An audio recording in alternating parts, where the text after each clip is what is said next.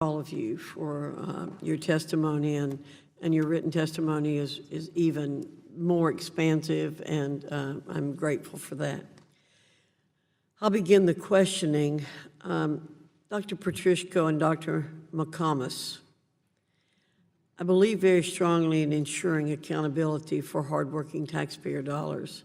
And right now, you and your colleagues are responsible for ensuring the $128 billion the federal government sends out in student aid every year is flowing only to high-quality institutions.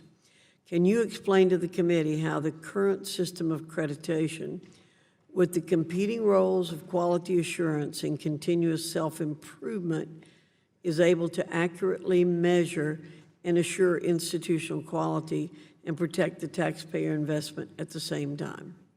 Why should Congress, and more importantly, students and parents, continue to rely on your agencies as reliable authorities for the quality of institutions of higher education? Dr. Petrushko, I'll start with you and then come to Dr. McComas. Thank you. It is certainly true that accreditors balance all the time in our decisions compliance with our standards and improvement at the institutions. As we do that, we are very keenly aware of the fact that many students have no other institution to attend if they are not able to attend the one where they are currently enrolled. So we want to keep institutions strong, make them stronger, address the issues of noncompliance or weaken areas of compliance with a range of actions, not pulling the plug automatically, but with special reports, visits, and sanctions when necessary that carry a real threat of loss of accreditation. But it is to maintain operations of those institutions that are supporting students and strengthening them at the same time. Thank you. Dr. McComas. Well, I'll echo what Dr. Pruitt said along the lines of the many successes that we can point to, even amidst some of the failures that are present as well. Insofar as measuring quality, that is a difficult aspect to bring about. And so the richness and the diversity of the types of institutions and the peer review network that brings about individuals coming together to establish those best practice standards.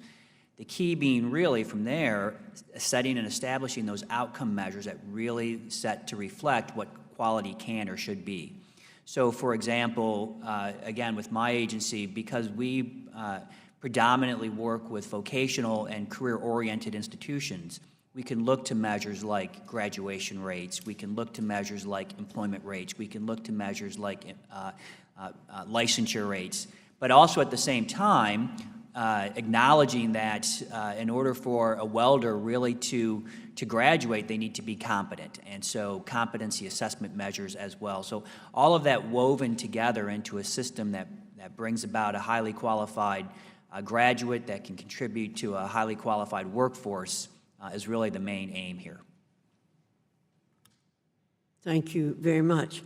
Dr. Pruitt, I agree with you that Thomas Edison is a special university and applaud the work your institution has done to serve adult learners. Can you discuss how one-size-fits-all system of federal accountability might jeopardize the crucial work your institution and other institutions like yours are doing to serve contemporary students? Why is it so important that accreditors have the flexibility to determine appropriate outcome metrics for assuring the quality of institutions? Thank you, Madam Chairwoman. It is crucially important that metrics be mission sensitive. In the absence of that, metrics tend to assess the demographics of the student body and not the quality of the institution. I come back to my favorite subject about the graduation rates. I saw eyebrows raised when my colleague made a talk about graduation rates in the 20-something% range, and everyone looked like, well, that's too low. Well, it is too low if your assumption is that you're going to college full-time and expect to graduate in 4 years.